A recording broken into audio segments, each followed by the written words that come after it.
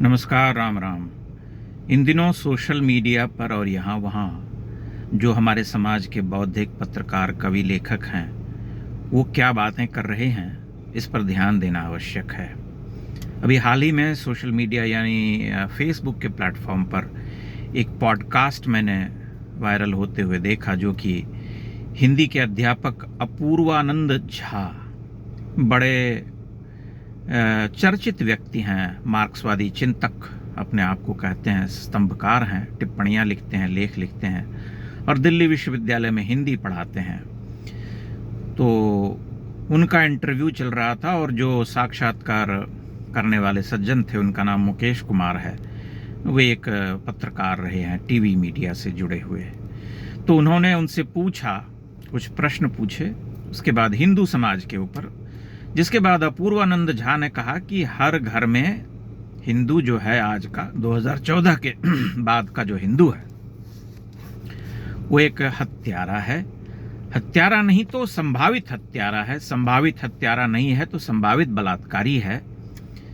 यानी अगर बलात्कार नहीं कर पा रहा है तो मानसिक रूप से बलात्कारी है। मतलब कि हिंदू जो इस देश में है, लगभग 80-90 करोड़ की जनसंख्या में, 100 करोड़ भी हम कह सकते हैं, तो 100 करोड़ में मतलब चूंकि उनका ये मानना था कि सभी हिंदू जो हैं वो हत्यारे हो चुके हैं या बलात्कारी हो चुके हैं, बलात्कार करना चाहते हैं अल्पसंख्यक समुदाय का, उनकी हत्या करना चाहते हैं। ये उनके विचार हैं प्रख्यात मार्क्सवादी लेखक और अध्यापक श्री अपूर्वानंद झा जी के। अब आप सोचिए कि इस देश में जो लोग अभिव्यक्ति की आजादी का रोना रोते हैं, उन्हें विचार करना चाहिए कि यहाँ लोग अभिव्यक्ति की आजादी के नाम पर क्या क्या नहीं कहते हैं।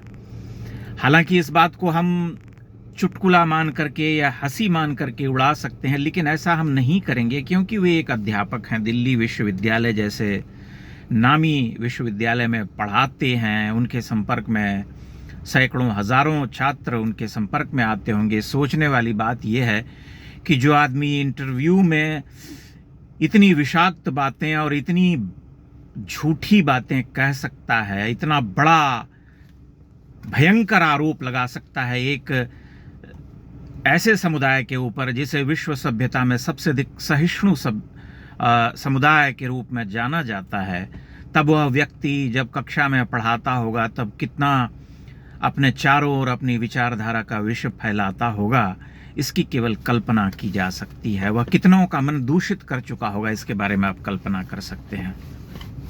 हाल ही में आपने देखा कि एक शिक्षक जो है या शिक्षक होने की भूमिका में जो व्यक्ति है वो क्या कर सकता है। कोचिंग में पढ़ाने वाला जो कांड हुआ था वो आप देख चुके हैं। तो यह विचार करना भी आवश्यक है कि दिल्ली विश्वविद्यालय में पढ़ाने वाला व्यक्ति जो है वो क्या कर सकता है।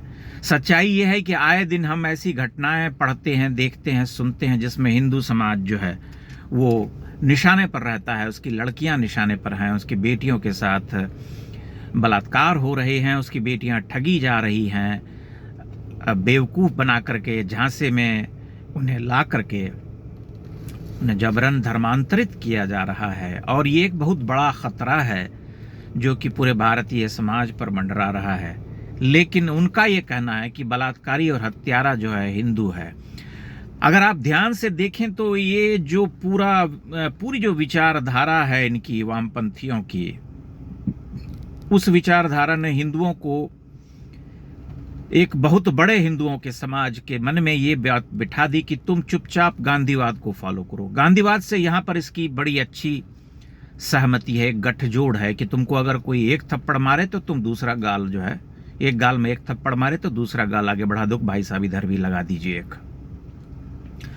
अब हुआ ये कि सभ्यता के संघर्ष में लंबे समय तक मार खाता हुआ हिंदू जब प्रतिकार करने लगा, अपने अधिकारों के लिए लड़ने लगा, अपनी बहन बेटी की सुरक्षा के लिए मुखर हुआ, अपने देवालयों को तोड़ने वाले लोगों के विरोध में खड़ा हो गया, सत्ता बदलने के बाद अपने सांस्कृतिक उन्नयन का अगर वह उत्सव मनाने लगा तो वह हिंदू जो है दंगाई हो गया, हत्यारा हो गया और रेपिस्ट हो गया। इसलिए ये उनकी पीड़ा समझ में आती है। आप देखेंगे कि इस तरह के जितने भी लोग हैं वो समान बातें करते हैं और एक महान इतिहासकार हुए, दिल्ली यूनिवर्सिटी में ही पढ़ाते थे, DN झा।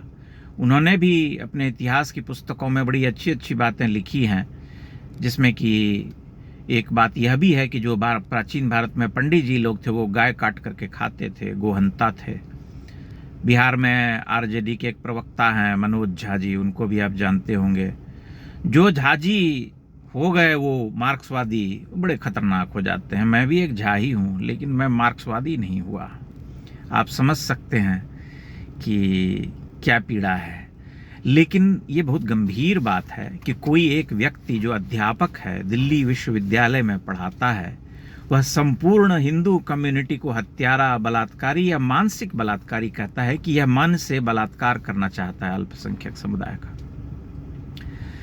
अब आप सोचिए कि ऐसे लोगों को अपनी बात कहने का पूरा अधिकार है इस देश में, कोई कुछ कहता नहीं। हाल ही में एक विदेशी ने, संभवतः डेविड फ्रॉले या किसी ने ट्वीट किया था कि संपूर्ण विश्व में हिंदू कम्युनिटी जो है काम करती है, रहती है, अलग अलग देशों में रहती है, लेकिन आप देखेंगे कि कभी किसी देश में हिंदू समाज के जो लोग हैं वो दंगा नहीं फैलाते हैं, किसी तरह का उपद्रव नहीं करते हैं, किसी देश का जो कानून है उस कानून के विरोध में आगे जा कर के आने की कोशिश नहीं करते हैं, कहीं आग नहीं लगाते हैं, कहीं धर्म के नाम पर उपद्रव नहीं करते हैं।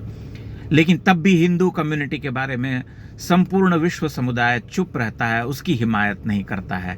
ये एक ऐसा सत्य है जिससे इनकार नहीं किया जा सकता है, जिससे टाला नहीं जा सकता। आप देख लीजिए अमेरिका में कितने हिंदू रहते हैं, कनाडा में कितने रहते हैं, ऑस्ट्रेलिया में रहते हैं, पूरे यूरोप में फैले हुए हैं, इंग्लैंड में बहुतायत में है। लेकिन आपने कभी नहीं सुना होगा कि हिंदू जो है सड़क पर निकल करके वहाँ पर प्रदर्शन करने लगा, आग लगाने लगा या नारेबाजी करने लगा। वह चुपचाप एक सभ्य नागरिक की तरह उस देश में रहता है, उस देश की अर्थव्यवस्था में अपना योगदान देता है, और जब तक वहाँ है तब तक यह सिद्ध करता है कि हम अपने देश, आपके देश के प्रति वफादार हैं। अगर आप हमें अर्थव्यवस्था में जगह दे रहे हैं, हमें नौकरी दे रहे हैं, तो हमें उसका कृतज्ञ होना चाहिए। लेकिन उसी हिंदू समुदाय को भारत में कहा जा रहा है कि तुम हत्यारे हो, तुम बलात्कारी हो, और लोग उनको जो इंटरव्यू करने वाले हैं वह बड़ा ही गंभीर होकर के उनकी इन बातों को सुन रहे हैं। ये चल रहा है भारत में पत्रकारिता के नाम पर। आप कल्पना कीजिए कि ये लोग जो है क्या करना चाहते हैं। हालांकि एक समस्या यह भी है कि जगह जगह से इनके किले ध्वस्त हो रहे हैं। अब हाल ही में इन्हें बहुत तगड़ा झटका लगा जब बंगाल में ये पूरी तरह से धराशायी हो गए। इन्होंने ये मान रखा था कि बंगाल एक ऐसा गढ़ है जहां पर कि भगवा का ध्वज कभी लहरा नहीं पाएगा, लेकिन बंगाल ने ऐसा करके दिखाया कि ये अपना होश खो बैठे, इनके पांव तले की जमीन खिसक गई जिसे हम कहते हैं। और बंगाल में 1 महीना हुआ है, 1.5 महीना हुआ है चुनाव समाप्त हुए, उसके परिणाम को आए हुए, और उसके बाद से जो परिवर्तन वहां पर दिखाई दे रहा है उसने उन्हें और भी अधिक हताश, निराश और व्यथित किया है।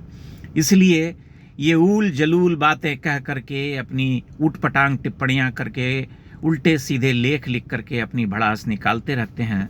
संपूर्ण देश में ये चल रहा है कि ये राजनीतिक तौर पर चल रहा है, अकादमिक जगत में चल रहा है, शिक्षा के क्षेत्र में चल रहा है, साहित्य के क्षेत्र में चल रहा है, पत्रकारिता के क्षेत्र में चल रहा है, अध्यापन के क्षेत्र में चल रहा है।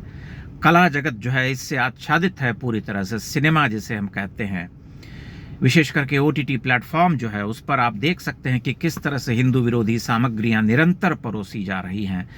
भारतीय हिंदू समाज को दूषित करने का यह कार्य चल रहा है।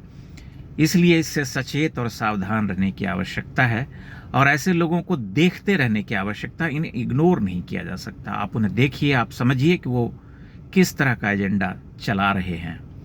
आप अपने विचार, अपनी टिप्पणियां अवश्य कीजिएगा। चैनल को लाइक और सब्सक्राइब भी करते रहिए। बहुत बहुत धन्यवाद।